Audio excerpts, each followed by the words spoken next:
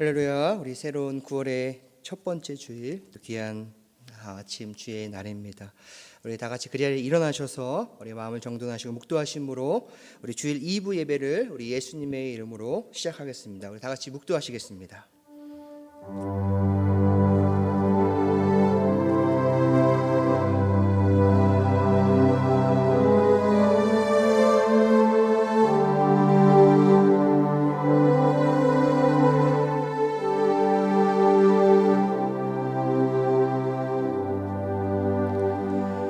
왕이신 나의 하나님이여, 내가 주를 높이고 영원히 주의 이름을 송축하리이다. 내가 날마다 주를 송축하며 영원히 주의 이름을 송축하리이다. 여호와는 위대하시니 크게 찬양할 것이라. 그의 위대하심을 측량하지 못하리로다. 대대로 주께서 행하시는 일을 크게 찬양하며 주의 능한 일을 선포하리로다. 아멘. 모든 것이 하나님의 은혜임을 이 시간 고백하며 나아갑니다. 한 주간의 삶 가운데 우리와 동행해 주시고 우리를 인도하여 주셔서 하나님 보호하여 주셨다가 이 복된 주일 주님 앞에 나와 하나님 예배 드릴 수 있는 은혜를 허락해 주신 하나님, 그 은혜를 생각할 때마다 진심으로 감사함을 드립니다. 하나님, 이것이 당연하고 마땅한 것이 아니라 오늘 우리에게 베풀어 주신 하나님의 은혜이기에 오늘도 그 하나님만을 바라보며 하나님 기쁨으로 예배할 수 있는 귀한 시간 되게 주님 인도하여 주시옵소서. 우리의 마음과 생각이 다른 곳에 뺏기지 않게 도와주시고 주님 한 분만을 바라보며 나아갈 수 있는 귀한 은혜의 예배가 될 수 있도록 하나님 인도하여 주시옵소서. 악한 영의 세력이 일절 틈타지 못하도록 주님 막아주시고 주의 성령께서 이 자리에 임재하여 주셔서 하나님만 영광 받으실 수 있는 귀한 시간 되게 주님 인도하여 주시옵소서. 감사함을 드리며 예수님 이름으로 간절히 기도드립니다. 아멘. 우리 그 자리에 앉아서 함께 찬양하며 나아갑니다.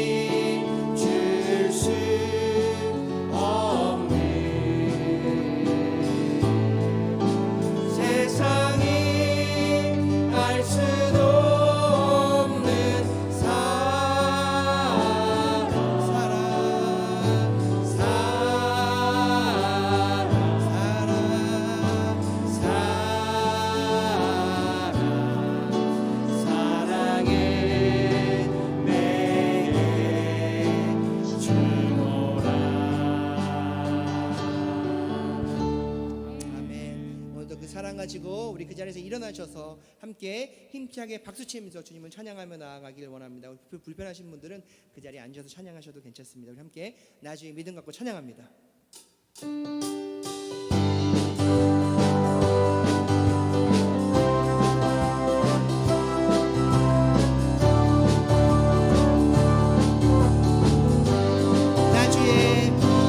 주의 믿음 갖고 홀로 걸어도 나 주의 믿음 갖고 노래 부르네. 폭풍 구름 몰아치고 하늘 덮어도 나 주의 믿음 갖고 실망치 않네. 주는 내 친구 진실한 친구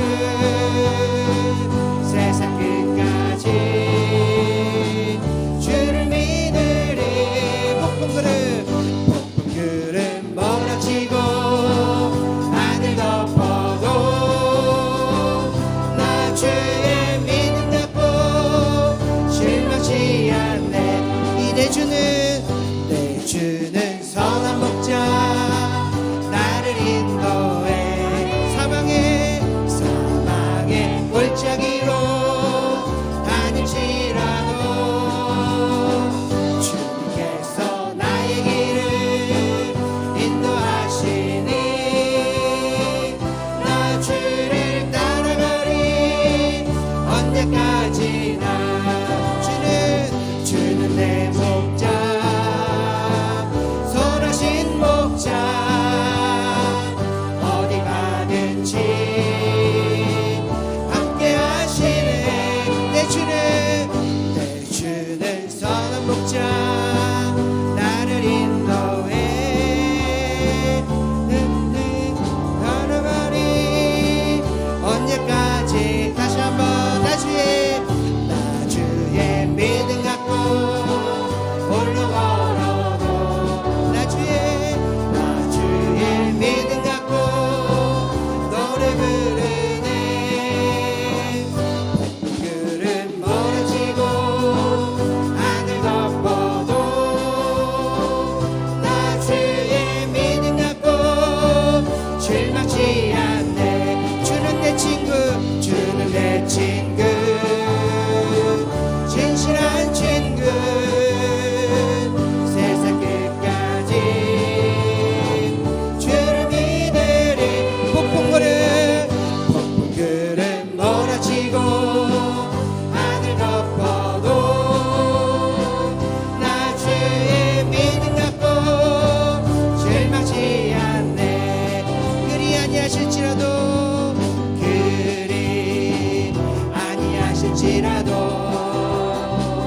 감사해요. 주님 뜻을 믿기 때문이죠. 그리 아니하실지라도 사랑해요. 합력해서 선을 이루어요. 우리 고백할까요? 언제나 나를 향한 신실한 사랑 우리를 향한 이끄신 사랑 우리가 함께 높이며 주를 찬양해. 할렐루야 하나님께 영광. 다시 한번 고백할까요? 그리 아니하실지라도 감사해요. 주님 뜻을 믿기 때문이죠. 그리 아니하실지라도 사랑해요. 합력해서 선을 이루어요. 언제나 나를 향한 신실한 사랑 우리를 향한 이끄신 사랑 우리가 함께 높이며 주를 찬양해. 할렐루야 할렐루야 하나님께 영광. 언제나 나를 향한 언제나 나를 향한 신실한 사랑. 우리를 향한 그 사랑. 우리가 함께 높이며 주를 찬양해. 할렐루야 할렐루야 하나님께 영광. 우리 한 번 더 고백할까요? 할렐루야 하나님께 할렐루야 하나님께 영광. 우리의 찬양하신 하나님께 영광의 박수를 영광 돌리겠습니다. 자리에 앉으시고요. 그 은혜를 다시 한번 고백하며 나아갑니다.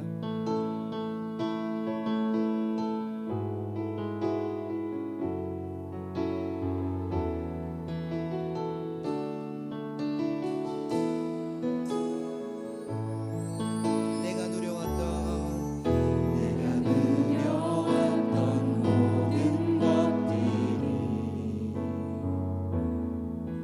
내가 지나왔던 모든 시간이 내가 걸어왔던 모든 순간이 당연한 것 아니라 은혜였소. 아침 해가 뜨고 저녁에도 봄의 꽃향기와 가을의 열매 변하는 계절의 모든 순간이 당연한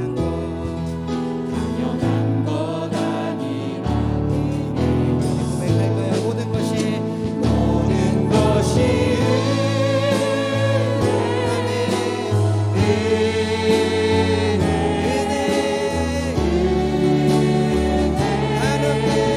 한없는 은혜. 이 삶에 당연한 것 하나도 없었던 것은 모든 것이 은혜였소. 내가 이 땅에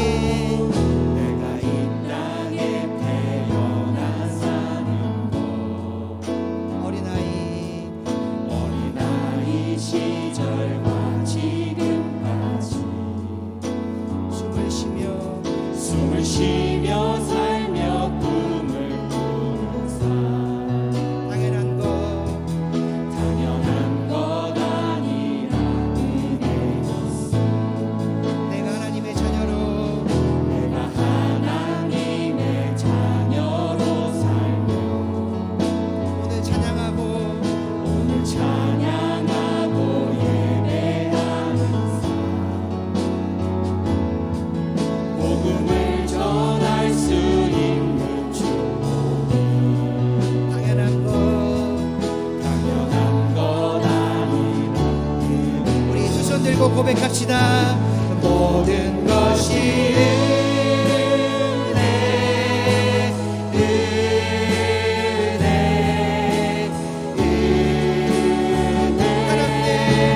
한없는 은혜. 내 삶에 당연한 것 하나도 없었던 것은 모든 것이 은혜. 한 번 더 고백합시다. 모든 것이 은혜.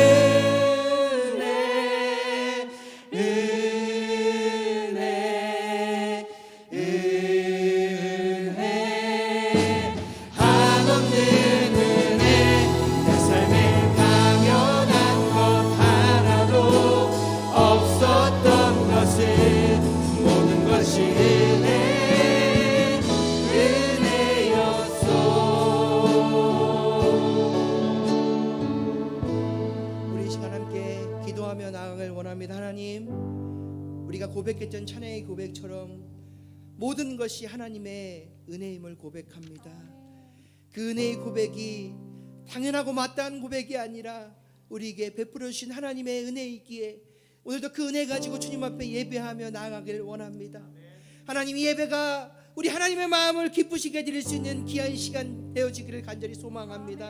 하나님, 우리에게 다시 한번 새 힘을 주시고 하나님을 만날 수 있는, 하나님의 음성을 들을 수 있는 귀한 은혜의 시간 될 수 있도록 하나님 인도하여 주시옵소서. 하나님, 수고하고 무거운 짐진 자들아 다 내게로 오라고 말씀하신 하나님, 이 시간 그 기도의 제목을 가지고 나왔습니다. 주님 앞에 그 기도의 제목을 다 맡기고 하나님이 정말로 그 기도의 제목도 응답 받고 돌아갈 수 있는 귀한 시간 될 수 있도록 하나님 우리를 붙들어 주시옵소서. 이 시간 하나님 준비된 귀한 말씀이 하나님 귀한 사랑의 목사님을 통하여 하나님 선포되어질 때 하나님 우리의 마음의 문 활짝 열게 도와주시고 그 말씀대로 순종하며 나아갈 수 있는 귀한 시간 될 수 있게 달라고 우리 시간 함께 통성으로 간절히 함께 기도하며 나아가며 기도하겠습니다. 예수는 그리스도. 하나님 감사합니다. 모든 것이 하나님의 은혜임을 이 시간 고백하며 나아갑니다. 우리가 무엇이간데 주님 사랑하여 주시고 주님의 자녀로 삼아 주셔서 오늘도 주님을 아버지라고 부를 수 있는 은혜를 허락해 주신 하나님 정말로 이 시간 주님 앞에 아버지 하나님 예배하며 나아갈 때 우리 예배를 주님 기쁘게 받아 주시옵소서. 하나님, 우리 기도의 제목을 가지고 나왔습니다. 하나님, 주님 앞에 다 모든 것을 맡기고 하나님께서 하실 그 일들을 기대하며 나아갈 수 있는 귀한 시간 될 수 있도록 하나님 인도하여 주시옵소서. 아버지 하나님, 이 시간 아버지 보내주신 주의 귀한 점을 통하여 준비된 말씀이 선포되었을 때 그 말씀이 우리의 마음부터 새겨질 수 있게 도와주시고 그 말씀대로 순종하며 나아갈 수 있는 귀한 시간 될 수 있도록 성령 하나님 인도하여 주시옵소서. 역사하여 주시옵소서. 여호와 하나님을 찬양합니다. 그리고 그 놀라운 그 이름 앞에 저희들 경배합니다. 오늘 우리도 하루하루 살아가면서 우리 하나님의 놀라운 그 은혜로 우리가 병실의 침실을 의지하지 않고 편안한 안식처인 집에서 일어나고 눕게 하심에 감사합니다. 이 모든 것들이 하나님의 은혜요, 이 모든 것들이 하나님의 인도하심인 줄 믿습니다.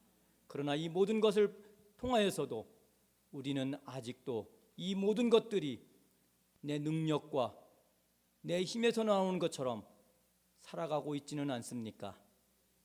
아버지, 우리를 긍휼하게 여겨주시고 또 오늘 이 시간 성령을 통해서 우리가 잘못된 길을 걷고 있다면 돌이키게 하여 주시고, 우리가 잘못된 곳에 서 있다면 우리가 올바른 곳을 찾아 나설 수 있도록 우리의 영을 밝혀 주시옵소서.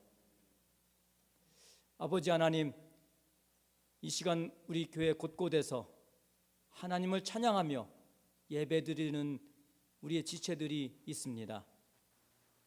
아직도 세상은 코로나로 인해서 안전하지가 못합니다. 우리 여호와 하나님께서 사랑하는 백성들에게 불기둥과 구름으로 지켜주시듯 오늘 성전에 들어오는 모든 자들을 지켜주시고 이 세상의 그 어떠한 곳보다도 안전한 곳이 이 교회임을 하나님 알게 하여 주시옵소서. 하나님, 또 선교지에 나가 있는 우리 선교사님들을 위해서 기도합니다. 정말 코로나로 인해서 그 육신을 장담하지 못하고 또 이로 인해서 연약한 물질 가운데 사역이 막히고 또 이로 인해서 함께 동역하는 자들이 떠나는 그런 어려운 상황입니다. 그럼에도 불구하고 하나님께서 지켜주시고 보호하여 주심으로 모든 그 막혀있는 담들이 무너지게 하시고 그들의 막혀있는 요단강들이 갈라지는 놀라운 역사들이 일어나게 하여 주시어서 그들이 밟는 땅들이 하나님의 땅이 되게 하시고 그들이 전하는 말씀이 하나님의 생명의 말씀이 그 땅마다 전해지게 하여 주시옵소서. 하나님, 우리 청빙을 위해서 기도합니다. 하나님, 그동안 우리가 부르짖고 기도하며 40일을 지나고 있습니다. 이제 또다시 40일 작정 기도를 시작하고 있는 이 시대에 우리 하나님께서 함께하여 주시고 우리의 부르짖는 기도에 열려지게 하시고 찾고자 하는 곳에 찾는 역사가 일어나게 하여 주시옵소서. 그래서 우리가 목자가 없는 양같이 오랜 기간을 겪지 않도록 은혜를 베풀어 주시옵소서. 이제 심수영 목사님을 통해서 하나님의 말씀을 듣습니다. 우리가 말씀을 들을 때에 성령의 인도하심으로 그 말씀을 깨닫게 하여 주시고 그 말씀이 내 영 깊숙한 곳에 자리 잡게 하여 주시어서 우리가 때로는 어둠 속에 방황할 때나 육신이 연약할 때 앞길이 막혀 있을 때 이 말씀이 생각나게 하여 주시어서 우리가 일어설 수 있게 하시고 우리가 나아갈 수 있는 힘이 되게 도와 주시옵소서. 이 말씀을 들었고 은혜를 받았지만 이 성전을 나갈 때에 이 모든 것을 쏟아붓지 않고 내 평생 간직하는 복된 말씀이 되게 도와 주시옵소서. 오늘도 이렇게 주님 앞에 찬양하며 경배하는 주의 지체들 한 사람 한 사람 이들의 이름을 기억하여 주시기를 간절히 원하오며 귀하신 예수님의 이름으로 기도드렸습니다. 아멘.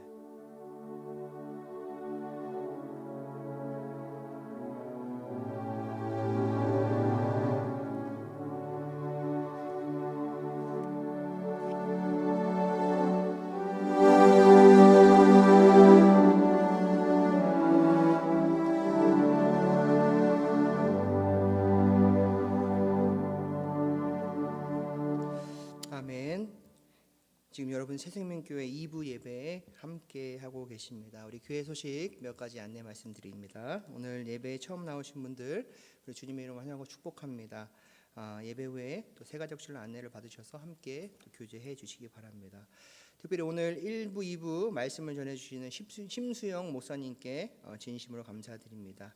우리 계속해서 광고 드린 것처럼 우리 제2기 새생활 신앙훈련 등록 안내를 받고 있습니다. 우리 개강은요 다음 주 주일 2부 예배 후에 오리엔테이션 및 첫 모임으로 영화부실에서 모이게 됩니다.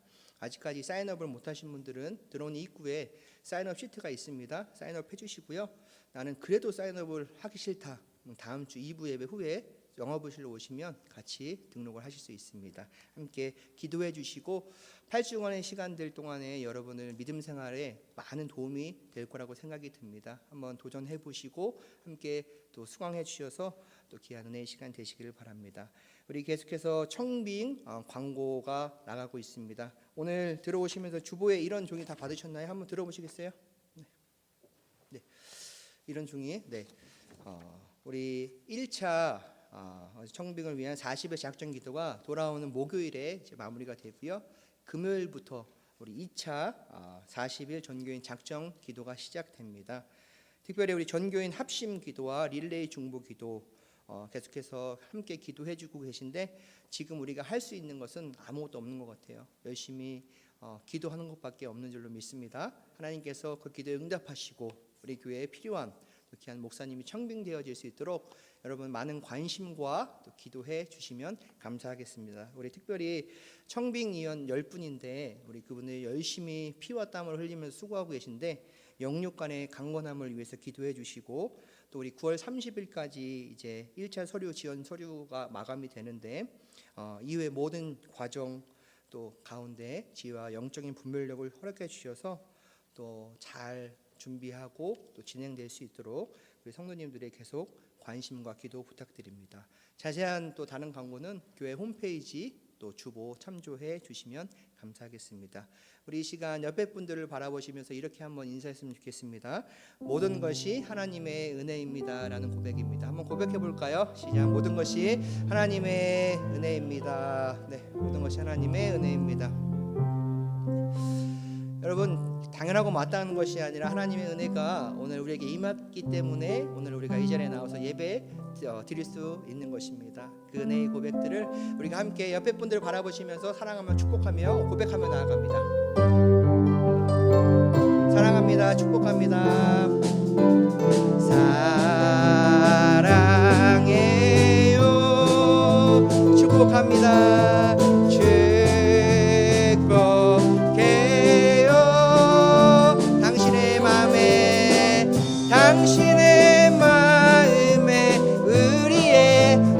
하트로 사랑을 드려. 우리 한 번 더 고백합시다. 저를 보지 마시고 옆에 분들을 바라보시면서 사랑해요. 장로님, 권사님, 집사님, 우리 형제자매님 축복합니다. 복해요. 당신의 마음에 우리의 큰 하트로 사랑을 드려요. 환영하고 축복합니다. 아멘. 우리 이 시간 말씀의 자리로 함께 나아가길 원합니다. 우리 그 자리에서 잠깐 일어나셔서 우리 하나님의 말씀을 같이 함께 봉독합니다. 오늘 우리에게 주신 하나님의 말씀 로마서 12장 1절 2절 말씀입니다. 우리 같이 한 목소리로 함께 합독해서 읽도록 하겠습니다. 시작. 그러므로 형제들아 내가 하나님의 모든 자비하심으로 너희를 권하노니 너희 몸을 하나님이 기뻐하시는 거룩한 산 제물로 드리라. 이는 너희가 드릴 영적 예배니라. 너희는 이 세대를 본받지 말고 오직 마음을 새롭게 함으로 변화를 받아 하나님의 선하시고 기뻐하시고 온전하신 뜻이 무엇인지 분별하도록 하라. 아멘. 우리 자리에 앉으시고요. 오늘 우리에게 귀한 말씀을 전해주실 목사님은 심수영 목사님이십니다. 우리 목사님 매우 유명한 분이신데 바쁘신 와중에서도 우리 교회에 모시게 돼서 참 영광입니다. 우리 목사님은 애틀란타 새 교회를 개척하셔서 무려 22년 동안이나 또 귀한 사역들을 감당하시고 조기 은퇴를 하시고 또 하나님의 부르심을 있으셔서 현재는 미국 장로교회 국내 선교부 한인 코디네이터로 미국 내 전역을 돌아다니시면서 또 귀한 사역들을 감당하고 계십니다. 오늘 우리의 열린 마음의 문들이 활짝 열려져서 그 말씀을 받아들일 때 또 하나님께서 우리에게 큰 은혜를 베풀어 주실 줄로 믿습니다. 많은 아멘을 하시라 말씀드렸죠. 아멘이라는 것이 뭐라고 말씀드렸죠? 동의하다, 그렇게 되기를 원하다. 아멘을 많이 하면 아멘의 축복이 여러분의 삶 가운데 임하게 될 줄로 믿습니다. 하나님의 은혜의 능력, The Power of God Grace라는 제목을 가지고 우리 목사님 나오실 때 큰 은혜의 시간 되시길 바라요. 우리 목사님 나오실 때 큰 환영의 박수로 함께 목사님 맞이하도록 하겠습니다.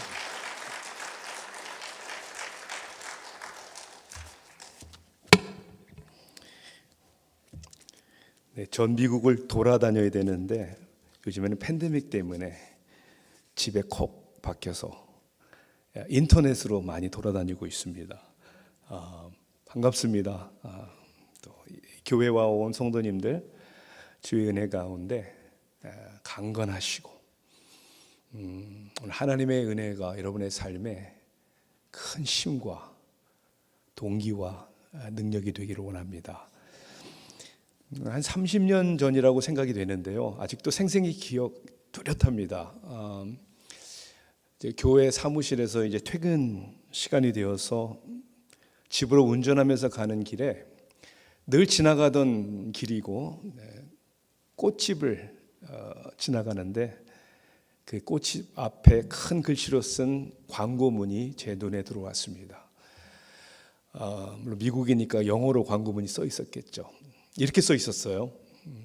No reason is the best reason.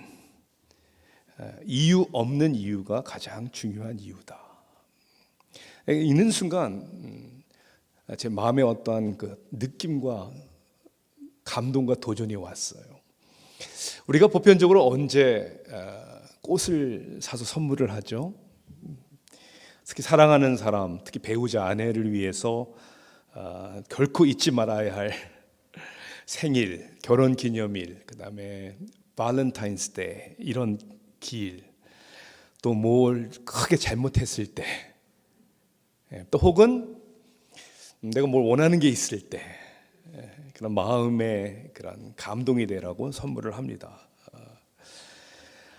이런 날에 꽃을 사는 여러 가지 이유가 있을 거예요. 어떤 책임감 때문에, 의무감 때문에, 또 남이 다 하는 거니까 안 하는 것도 이상하고, 어떤 경우에는 안 했다가는 돌아올 보복과 심판이 두려워서 꽃을 사는 경우도 있습니다. 저 같은 경우에는 이런 생각이 많이 있는 것 같아요. 어떻게 하면 작년보다 제 아내의 마음에 큰 감동과 동기를 줄 수 있을까? 어떻게 보면 굉장히 멋있는 것 같은데 사실 그 속을 가만히 들여다보면 그 동기와 이유가 너무 자신으로 가득 차 있는 것입니다.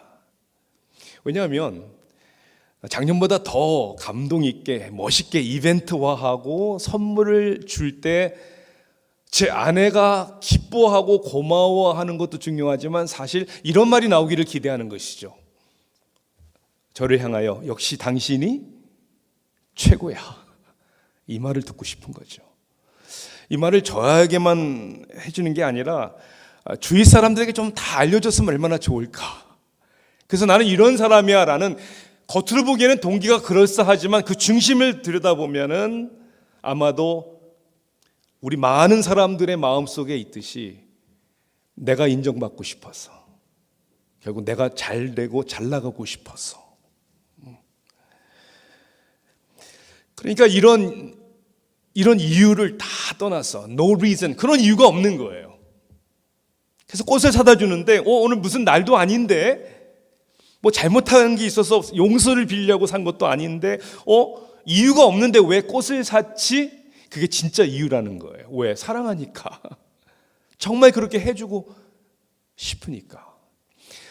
여러분 한번 생각해 보세요. 우리 사람과 사람, 사랑하는 사람들과의 관계에서도 내가 무엇을 어떻게 하느냐도 중요하지만 왜 하느냐가 중요하잖아요. 그 마음의 동기가. Why do you do what you do? 하나님과 우리의 관계에서 우리의 예배, 우리들의 신앙생활, 우리들의 봉사, 섬김, 기타 등등의 모든 일들의 중심에 우리의 동기가 건강하고 정말 하나님을 사랑하기 때문에 우리가 그런 일들을 한다면 아무리 힘든 일도 보람이 있고, 그런데 우리가 그 마음을 잃으면 어떻게 됩니까? 그 마음을 잃어버리면 모든 게 다 복잡해지는 거죠. 부담스럽고 짜증스럽고 내 생각과 뜻대로 안 되면 그만두기 쉽고 빠져나갈 구멍만 찾는, 저는 오늘날 너무나 많은 사람들이 교회에 앉아 있지만 그런 마음을 잃은 사람들이 많다고 생각을 합니다. 사이먼 시닉이라는 사람이 쓴 책 Start with Why, 우리말로 어떻게 번역이 됐냐면요, 나는 왜 이 일을 하는가. Start with Why. 그러니까 무엇을 해야 되는지는 다 알고 있는데 어떻게 해야 되는지도 알 것 같은데 정말 문제는 우리 마음에 감동이 없다라는 거예요. 하고 싶지 않고 포기하고 싶은. 오늘 우리가 읽은 로마서 12장 1절과 2절의 짧은 두 구절의 말씀이지만 이 말씀 가운데는 사실 너무나도 부담스럽고 과연 내가 그렇게 할 수 있을까? 그리고 많은 경우에 그렇게 하고 싶지 않은 그런 말씀, 명령, 부탁이 우리에게 주어집니다. 뭐라고 되어 있죠? 우리의 몸을 거룩한 산 제물로 드려라. 그냥 가끔 봉사하는 시간, 물질을 내는 그 정도가 아니라 우리의 몸을 산 제물로 드리라는 것은 모든 것을 다 포함하는 것이죠. Everything. 이 세대를 본받지 말아라. 아니, 이 세상 속에 살고 있는데 남들은 다 그렇게 가는데 그 세대를 본받지 말라고 얘기하는 것이죠. 새롭게 되어라. 마음을 새롭게 함으로, 그리고 변화를 받아라. 우리는 모든 상황이, 환경이 우리에게 편하게 변화되기를 원하는데, 아니 다른 사람들이 나에게 맞춰줬으면 좋겠는데, 아니요, 우리 보고 변화가 되래요. 그리고 분별하라. 하나님이 선하시고 기뻐하시고 온전하신 뜻이 무엇인지를 그냥 생각 없이 살지 말고 정확하게 하나님의 말씀의 기준에 분별해서 살아라 라고 우리에게 얘기하고 있는 거죠. 아니, 왜 그렇게 살아야 합니까? 그렇게 살 수 있습니까? 그렇게 살고 계십니까? 우리가 여기서 놓치지 말아야 할 단어가 뭐냐면 12장 1절에 나오는 첫 단어예요. 무슨 단어가 나오죠? 그러므로 하나님의 모든 자비하심으로. 이 첫 부분을 우리가 깨닫지 못하면, 그 첫 부분을 붙들지 못하면, 아니 그 첫 부분이 우리를 붙들지 않으면 나머지 우리의 신앙생활, 우리들의 헌신 아무 능력이 없다라는 거예요. 사도 바울의 서신, 편지를 읽어보면 항상 이 투 파트로 나눠져 있어요. 그래서 처음 부분은 하나님이 누구시고 하나님이 우리를 위해 하신 일이 무엇인가, 쉽게 말하면 신학에 대해서 얘기를 하는 거예요. 우리 믿음의 근거가 뭐냐. 그리고 두 번째는 하나님이 하시고 하나님이 하신 일에 붙여볼 때 나는 어떤 사람이 되었는가, 그리고 나는 어떻게 살아야 되는가라는 우리들의 크리스천의 삶에 대해서 얘기를 합니다. 로마서도 16장까지 있는데 그렇게 되어 있는 거예요. 1장부터 11장까지가 하나님에 대한 이야기예요. 사도 바울은 그렇게 말합니다. 모든 사람이 죄를 범하였으며 하나님의 영광에 이르지 못하더니 의인은 없대? 하나도 없다. 그리고 죄와 허물로 죽었던 우리를 살리셨도다. 그리고 우리가 하나님을 알고 하나님을 먼저 사랑한 게 아니라 그리스도 안에서 하나님께서는 우리에 대한 당신의 사랑을 확증하셨다. 그러므로 누구든지 그리스도를 주를 부르짖는 자들에게는 구원을 주신다. 그리고 그리스도 안에 있는 자들에게는 정죄함이 없나니. 이 말씀을 1장부터 11장까지 사도 바울이 성령의 감동으로 기록하면서 이제 11장 마지막 부분에 이러한 말씀에 감동이 되어서 뭐라고 고백을 하냐면 이렇게 얘기합니다. 깊도다 하나님의 지혜와 지식의 풍성함이요 그의 판단은 헤아리지 못할 것이야 그의 길은 찾지 못할 것이로다. 이는 만물이 주께서 나오고 주로 말미암고 주에게로 돌아갑니다. 그것이 영광이 세세에 있을지어다. 아멘. 하나님이 어떤 분이시고 하나님이 우리를 위하여 이루신 그 구속의 역사를 생각해 보니까 감동이 넘치고 하나님께만 영광이 세세토록 있을지어다. 아멘. 할렐루야. 여기서 끝나지 아니하고 therefore 그러므로. 여러분의 심령과 삶 속에 이 감동이 있으십니까? 이 신앙 고백이 있으십니까? 즉 하나님의 자비하심, 그 모든 은혜를 생각해 보니 여기에는 능력이 있구나, 내가 이렇게 살아야 하는구나를 깨닫게 된다는 것이죠. 그래서 오늘 본문에는 저는 이 하나님의 은혜는 우리를 그냥 내버려 둘 수 없는 우리의 삶에 큰 능력이 있는데, 첫째는 우리의 정체성을 확고히 해주고, 두 번째 우리의 가치관을 변화시켜 주시고, 그리고 세 번째는 우리를 사명을 감당하기를 원하게 하시고 감당할 수 있는 능력을 주신다는 말씀을 여러분과 함께 나누기를 원하는 것이죠. 첫째는 하나님께서 그 은혜를 생각할 때마다 그 은혜 가운데 내가 누구인가에 대한 정체성을 분명히 해준다는 거예요. 이게 중요하죠. 인생의 가장 중요한 질문은 자기 자신의 정체성에 대한 질문입니다. 내가 무엇을 어떻게 얼만큼 하고는 나는 누구인가라는 자기 정체성에서 흘러나와야 하는 열매에 불과한 것입니다. 자신의 정체성이 분명하지 않고 건강하지 않을 때에는 우리는 늘 다른 사람들이 말하는 나, 다른 사람들이 나를 인정해 주기를 그렇게 사모하고 이리저리 끌려다니다가 지쳐서 상처만 받게 되는 것이죠. 그리고 아무도 우리와 함께 해주지 않는 외로운 고독 가운데 우리를 가장 괴롭히는 질문은 도대체 나라는 사람인 도대체 뭔가? Who am I? 디트리히 바나프는 루터교 목사였죠. 그는 21살 때 베를린 대학에서 신학 박사학위를 받았습니다. 그리고 나치와 히틀러를 대항해서 싸우다가 수용소에 갇히는 신사가 되었고 39살의 나이에 수용소에서 사형을 당합니다. 근데 그가 죽기 전에 쓴 시 한 편이 제목이 Who am I? 나는 누구인가라는 제목의 시예요. 그는 이렇게 말합니다. 나는 누구인가? 남들은 가끔 나더러 말하기를 감방에서 나오는 나의 모습이 어찌 침착하고 명랑 확고한지 마치 자기 성에서 나오는 성주 같다는데 나는 누구인가? 남들은 가끔 나더러 말하기를 감시원과 말하는 나의 모습이 어찌 자유롭고 친절하고 분명한지 마치 내가 그들의 상전과 같다는데 나는 누구인가?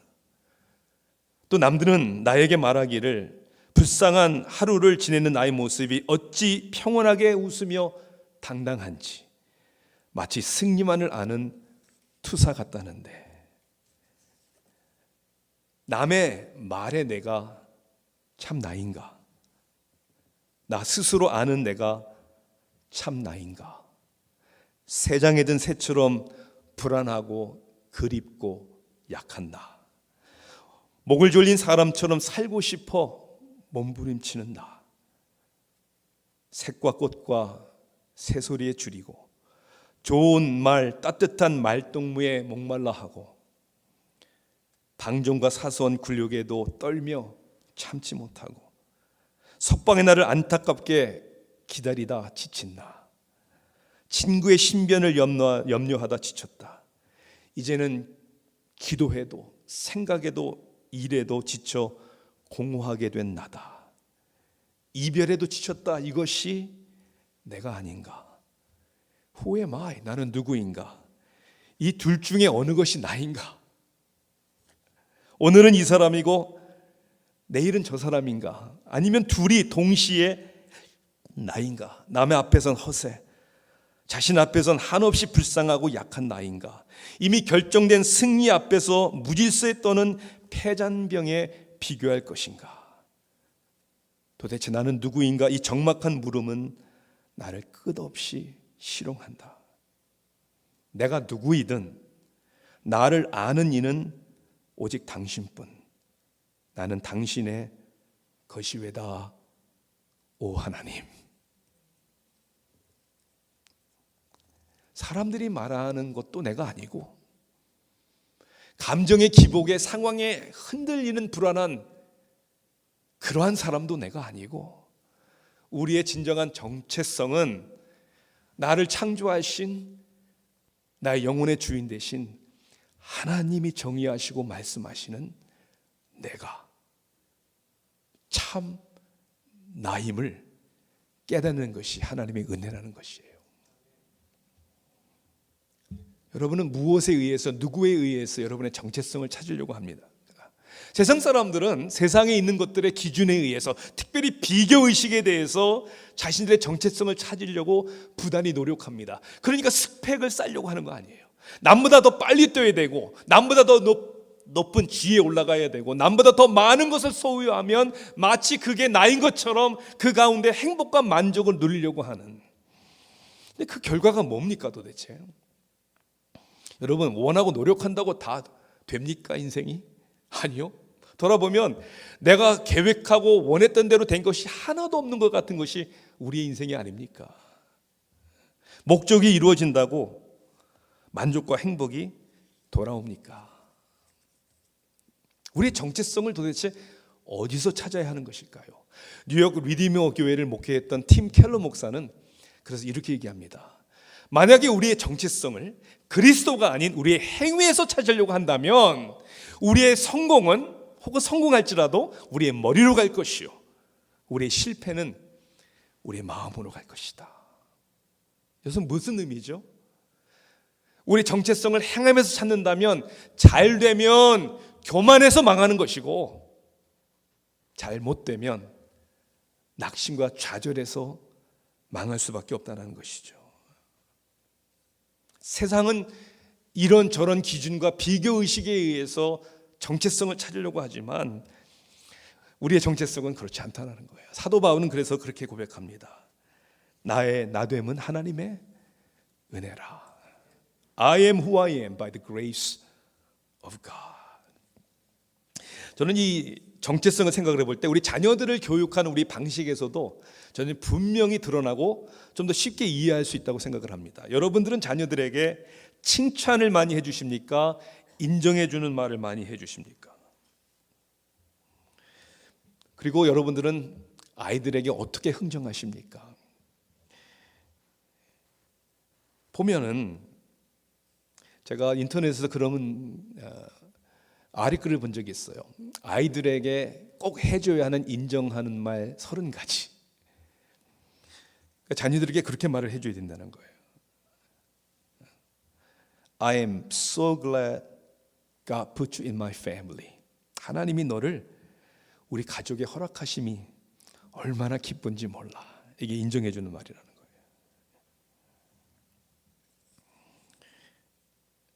Being your mom is my favorite job. 나는 세상에 어떤 것보다 네 엄마가 된 게 가장 좋은 잡이란다. You are so special. 너는 특별한 아이야. There is no one like you. 너는 둘도 없는 아이, 그렇죠? Nothing can ever make me stop loving you. 그렇죠? 이 세상에 무슨 일이 일어나도 너를 사랑하는 그 사랑을 멈출 수 있는 건 아무것도 없어. 그게 인정해주는 말들이에요. 우리 한국 사람들은 이런 말이 굉장히 어색해요. 왜 어색한 줄 아세요? 이런 말 듣고 자라질 않았어요. 그래서 어색한 거예요. 우리 문화는 끊임없는 생존과 경쟁 세계 속에서 내가 마치 뭔가를 이루어야 한다라는, 그래서 교만과 좌절 사이에 헤맬 수밖에 없는, 비록 우리가 부모로부터 사람들로부터 이런 인정해주는 말을 많이 못 들었다 할지라도 누가 인정해주는 말을 여러분에게 하십니까? 하나님이 하시잖아요. 여러분이 잘할 때 칭찬해주고 못할 때 꾸지라는 그런 하나님이 아니라 나의 딸아 내가 너를 사랑한다. 세상 끝까지 내가 항상 너와 함께 할게.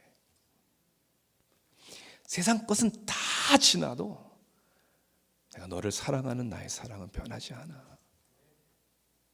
자격과 공로 없는 우리를 향하여, 그래서 거룩하지도 않은데 우리를 거룩하다 인쳐주시는 칭의의 하나님, 결코 우리를 버리지도 떠나지도 아니하시겠다라는 그 하나님의 은혜 때문에 오늘 우리가 나의 나됨을 감사할 수 있는 줄 믿습니다. 이 정체성만이 아니라 두 번째는 우리의 가치관을 바뀝니다. 여러분 가치관이 얼마나 중요한지 몰라요. 여러분 가치관이 뭐예요? 우리의 자신에게 옳은 것이 뭔지, 그 다음에 바람직한 것이 뭔지, 내가 뭘 해야 되지, 뭘 하지 말아야 되지, 결국 우리 안에 중요한 것, 이게 가치관입니다. 그리고 사람은 가치관에 의해서 살게 돼 있어요. 그것이 무엇이든 간에. 사람은 자기 내면의 세계에 이 가치관이 변화되어야 변화됩니다, 삶이. 여러분 아이들이 공부를 잘하기를 원하는 부모들이 다 똑같을 거예요. 어떻게 하면 아이들이 공부를 잘하죠? 우리는 여러 가지의 방법을 동원해서 아이들에게 공부를 잘할 수 있도록 동기부여를 하려고 그래요. 뭐 보상의식을 주죠. 이번에 너 SAT 만점 받으면 아빠가 차 새 거 하나 뽑아줄게. 이게 보상의식이에요. 반대로 보상의식의 반대는 뭐냐면 fear, 두려움을 심어주는 거예요. 너 공부 안 하면 차 뺏어? 반대예요. 어떤 경우에는 아이들에게 guilty feeling을 심어줄 때가 있어요. 저희 부모님이 가끔 그러셨던 것 같아요. 제가 어려서 이민을 왔는데 엄마 아빠는 이렇게 와서 언어도 안 되는 이 이방 생활에서 고생하고 아침부터 밤까지 일해서 너에게 모든 기회를 다 주는데 도대체 뭐 때문에 공부를 안 하는 거야. 그래서 마치 거기에 대한 미안한 마음, 죄의식에서 공부 열심히 할까요? 한국 사람들이 제일 많이 하는 건 잔소리예요. 잔소리. 그냥 끊임없는 잔소리. 아이들이 변합니까? 그래서 공부 잘합니까? 한동안은 할 수 있어요. 그런데 평생을 가는 동기부여는 아니란 말이에요.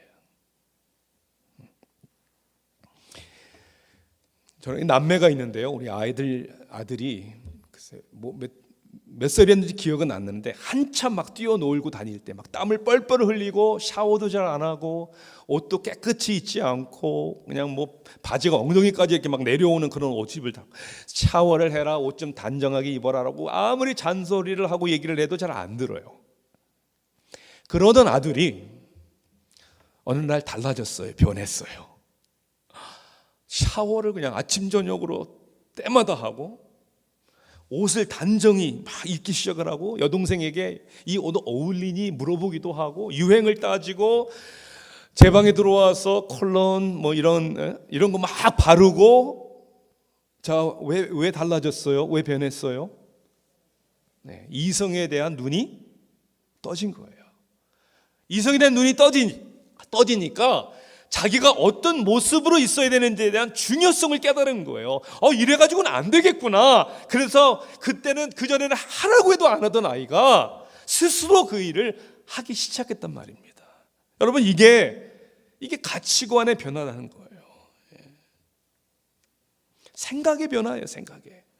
성경의 회개라고 번역이 된 원어 헬라어 메타노니아라는 단어는 마인드라는 노니아라는 단어와 변화됐다는 말하고의 합성어예요. 여러분, 회개가 뭔 줄 아세요? 생각의 변화예요. 생각의 변화. 생각의 변화가 일어날 때 그 다음에 우리 인생의 방향의 변화가 일어나고 그 다음에 우리의 습관과 행동의 변화가 일어나는 것이죠. 오늘 본문에 보면 사실 이 부담스럽다고 생각되는 말씀들이 다 우리 생각의 변화, 우리 가치관의 변화를 얘기하는 거예요. 보세요. 거룩한 산 제물로 드리라 라는 말씀의 의미가 뭡니까? 은혜를 깨닫기 전에는 우리에게 중요했던 게 뭐냐면 남의 가진 것보다 더 많이 가지면 행복한 줄 알았단 말이에요. 남보다 앞서야 되고 빨리 달려가야 되고 남의 자리보다 더 높은 자리에 있으면 그것이 행복의 원인이 된다고 생각을 했는데 하나님의 은혜를 깨닫고 보니까 생각이 달라진 거예요. 그게 아니구나. 보세요. 또한 산 제물로 어떻게 하라고요? 드려라. Giving, offering. 옛날에는 하나님의 은혜를 알기 전에는 받는 것이 좋은 줄 알았어요. 받는 것이. 대접받아야 되고 인정받아야 되고 섬김도 받아야 되고. 그런데 하나님의 은혜를 받고 보니까 낮은 자리에 서는 것이 기쁜 거예요. 그리고 받는 삶보다 주는 삶이 더 복되다는 것을 깨닫는 것이죠. 이게 가치의 변화죠. 영적인 삶, 육체적인 삶이 아니라 전에는 성공을 위해서 잘 나가는 그런 스펙을 생각을 했는데 이제는 아니라는 거예요. 변화를 받아 내 고집과 아집을 내세웠는데 아니 내 환경이 변하고 그 다음에 내 주위에 있는 사람들이 변화되면 내가 행복해질 줄 알고 그 변화를 요구했는데 아니 하나님의 은혜 가운데 가치관이 변하다 보니까 다른 사람은 내가 걱정하고 상관할 일이 아니고 내가 변화돼야 되는 거구나. 분별하는 삶, 하나님의 선하시고 온전하시고 기뻐하신 뜻이 뭔지를 분별하는 삶. 그냥 좋은 것이 좋은 줄 알았는데 유행을 따라 다른 사람들이 가는 모든 길을 그냥 따라갔었는데 이제는 no, 아니다라고 얘기하는 분별력과 의지가 생긴 것이죠. 그렇기 때문에 하나님의 은혜는 우리의 가치관을 바꾸는 거예요. 여러분 보세요. 사회나 가정이나 나라와 나라 사이에 아니 교회 안에서도 왜 관계가 어그러지고 왜 사람들이 다투고 싸우고 심지어는 원수지간이 될까요? 그거는 가치관을 잃어버렸기 때문에 그런 거예요. 아니 뭐가 그렇게 중요하길래 아니 뭐가 그렇게 대단히 중요하길래 목숨까지 걸면서 그것을 안 뺏기려고 아니 그 내 것으로 만들려고 그렇게 합니까? 아니 가정 안에서 사랑하고 하나가 되는 것보다 뭐가 그렇게 중요해서 서로 언성을 높이고 관계가 불편해지는 겁니까? 한국의 육아 멘토라고 하는 오은영 박사가 출연한 프로그램을 저는 이제 유튜브를 통해서 이제 자주 보는데요. 예전엔 SBS에서 한 우리 아이가 달라졌어요, 이걸 통해서도 많이 알려주신 분이에요. 요즘 프로그램을 보니까 요즘 육아 금쪽 같은 내 새끼, 이 프로그램에 보니까 아이들과 부모님들의 문제를 정말 잘 상담을 해주더라고요. 저는 이 사람의 가치관을 보니까 믿는 사람 같아요. 보니까 이 사람 기독교인이에요. 신앙생활을 얼마나 잘하는지는 모르겠지만 기독교인인 것은 틀림이 없는 것 같아요. 한 신문사 인터뷰에서 그 오은영 박사가 한 말이 굉장히 의미심장한 말이 있어요. 그는 이렇게 얘기합니다. 우리는 성적으로 살지 않아요. 성적으로 살지 않습니다. 오히려 이렇게 얘기합니다. 내가 정말 힘들었던 그때 우리 엄마가 나를 꽉 안아줬어요. 그 부모가 준 좋은 기억으로 산다는 거예요.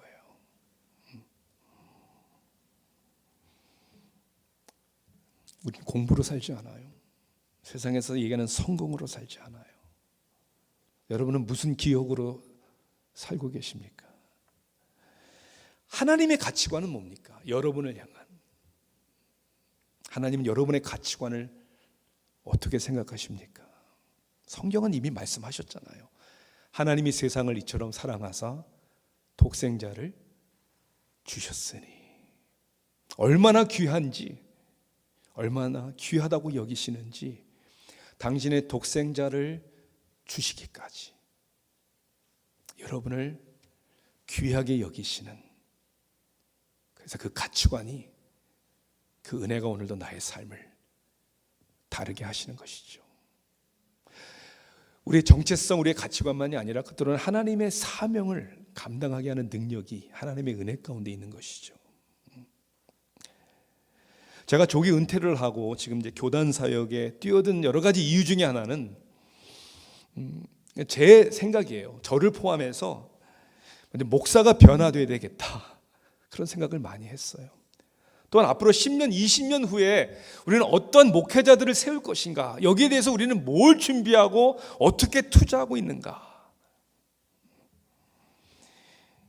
요즘에 팬데믹 기간 동안에 많은 목회자들이 다 힘들다고 어렵다고 아우성을 칩니다. 여러분 생각해 보세요. 코로나 이 팬데믹이 교회에 어떠한 영향을 끼쳤다고 생각하십니까? 교회를 어렵게 했습니까? 교회에 큰 해를 끼쳤습니까? 저는 절대 그렇게 생각하지 않습니다. 좀 어려운, 불편한 상황이지요.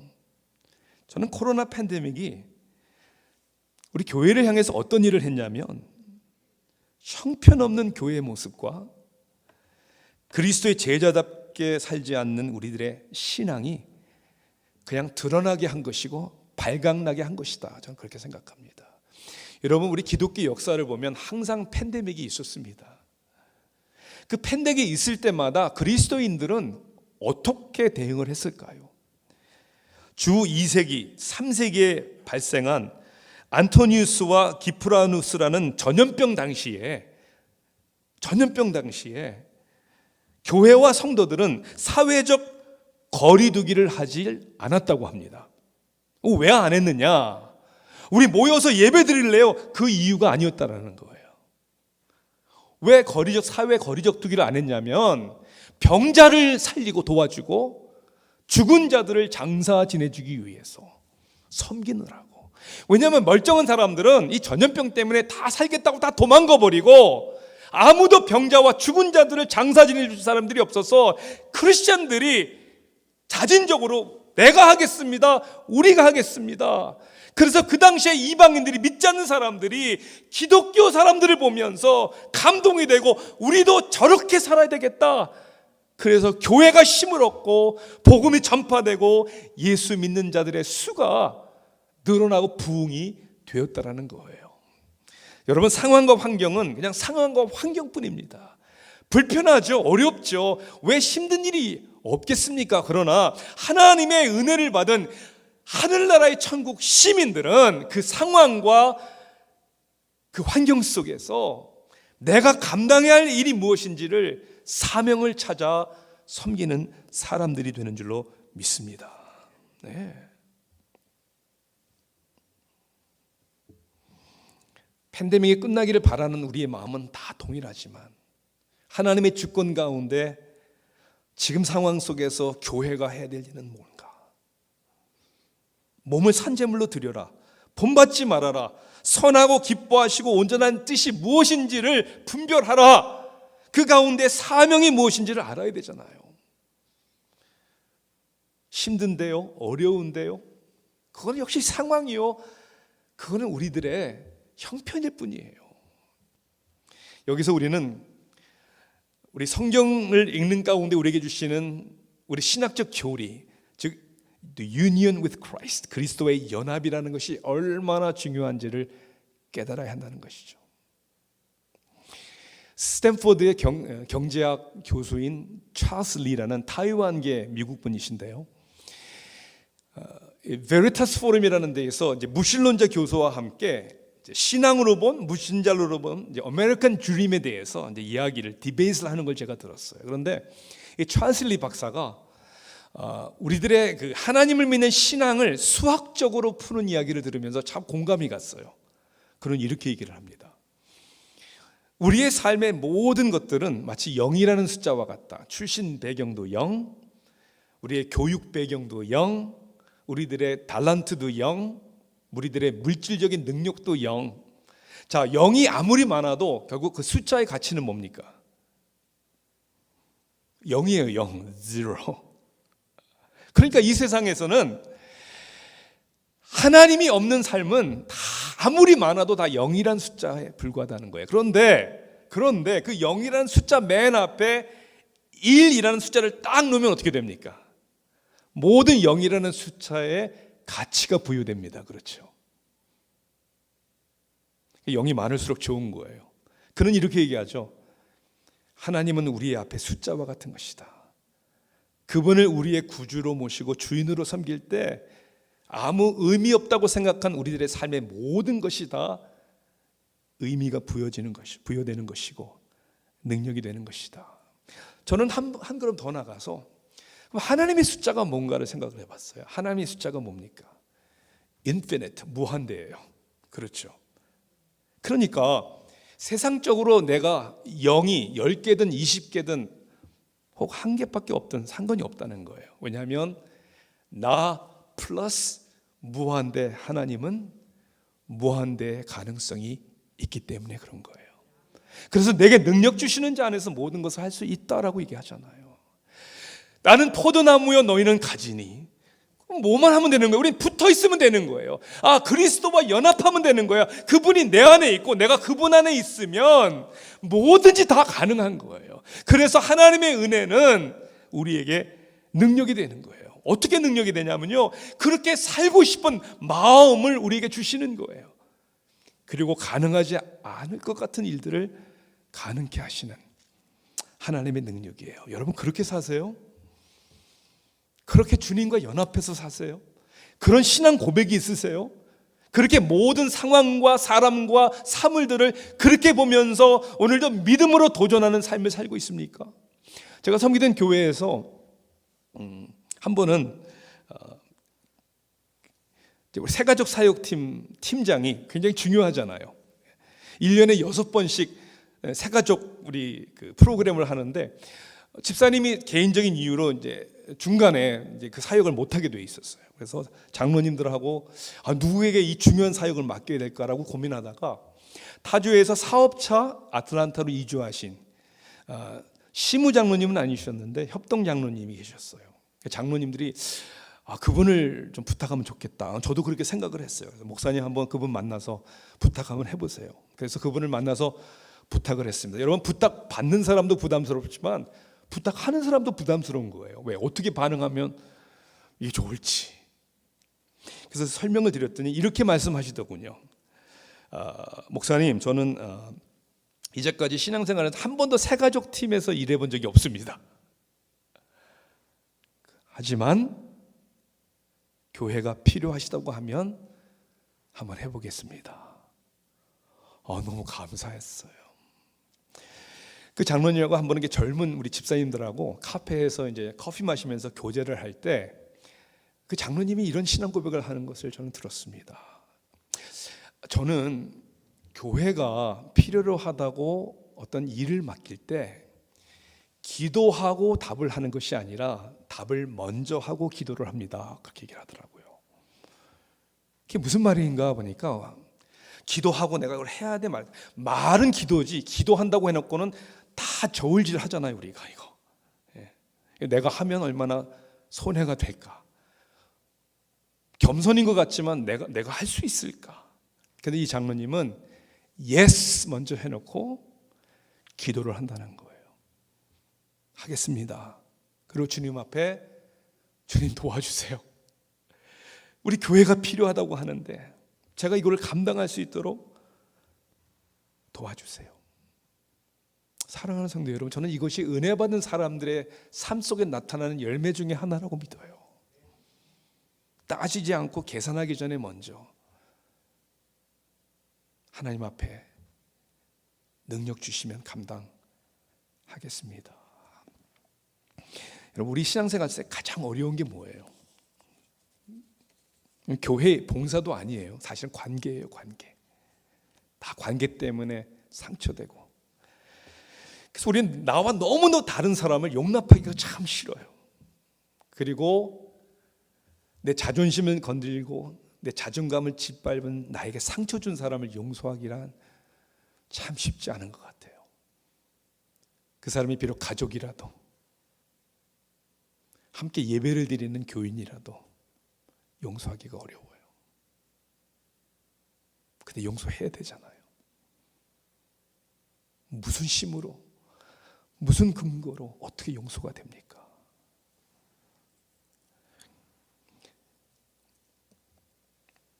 한 노부부가 있었습니다. 아내가 희귀한 혈액형을 가지고 있었어요. 그래서 가끔 병원에서 수술을 하는 가운데 그 피가 필요하니까 연락이 와서 이제 이렇게 헌혈을 해서 수혈을 하도록 그렇게. 그러니까 어느 날 전화가 온 거예요. 병원에서 급하게 지금 수술 환자가 있는데 좀 오실 수 있느냐.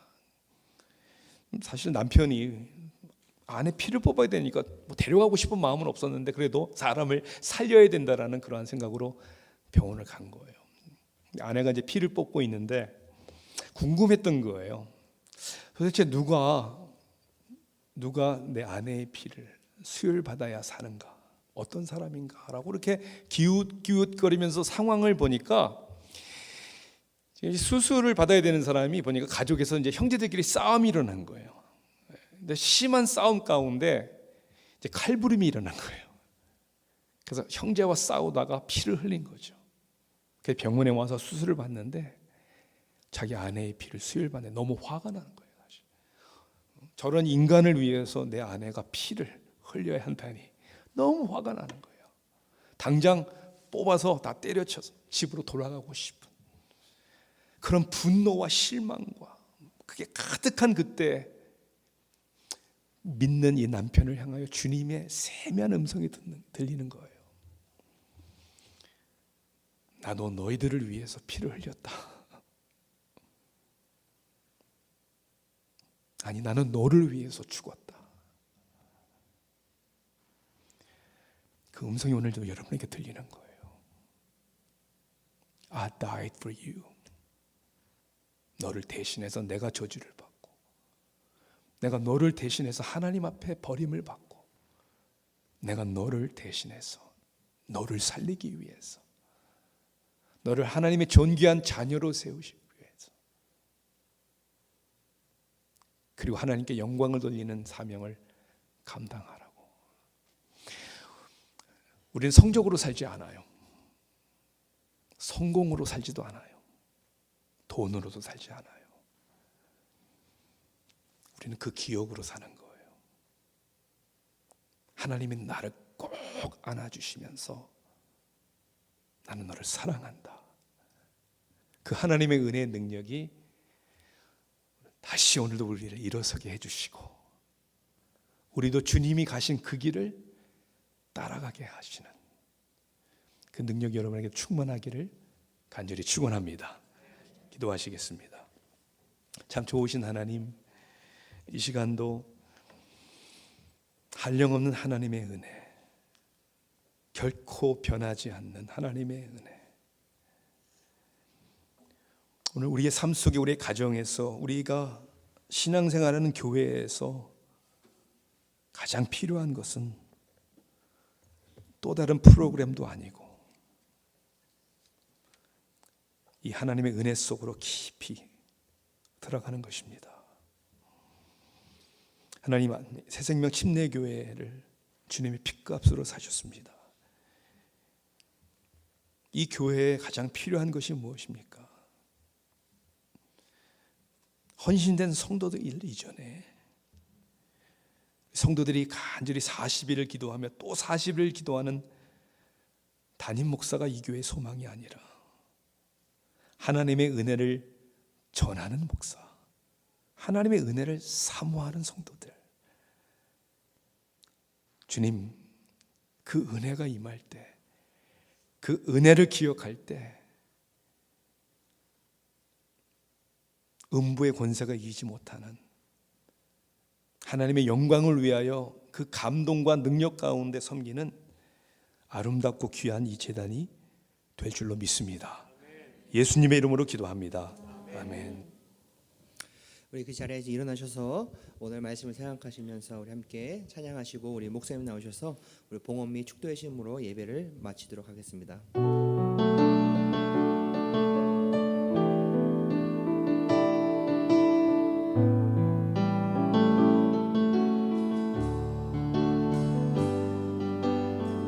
나를 지으신 하나님, 나를 지으시니가 하나님,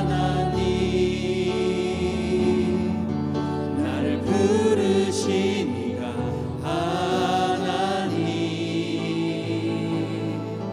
나를 보내시니도 하나님, 나의 나 된 것은 다 하나님 은혜라. 나의 달려갈 길 다가도록, 나의 마지막 복 다하도록, 나로 그 십자가 품게 하시니, 나의 나 된 것은 다 하나님 은혜라. 우리 고백할까요? 한량없는 은혜, 한량없는 은혜, 갚을 길 없는 은혜, 내 삶을 애워싸는 하나님의 은혜. 나 주저함 없이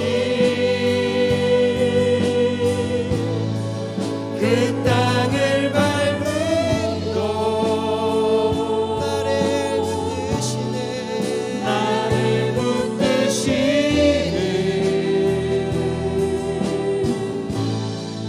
하나님의 은혜.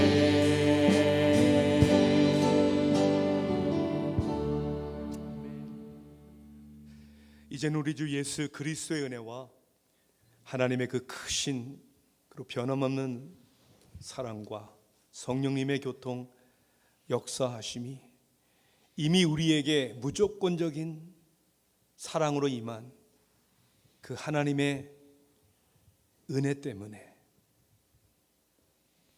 바로 서고 바로 가치관을 가지고 하나님의 영광과 하나님의 나라를 위해 사명을 감당하기를 원하는 성도들과 가정과 우리에게 주신 귀한 자녀들, 그리고 주님의 핏값으로 사신 이 제단 위에 영원토록 함께 하시기를 간절히 축원하옵나이다. 아멘.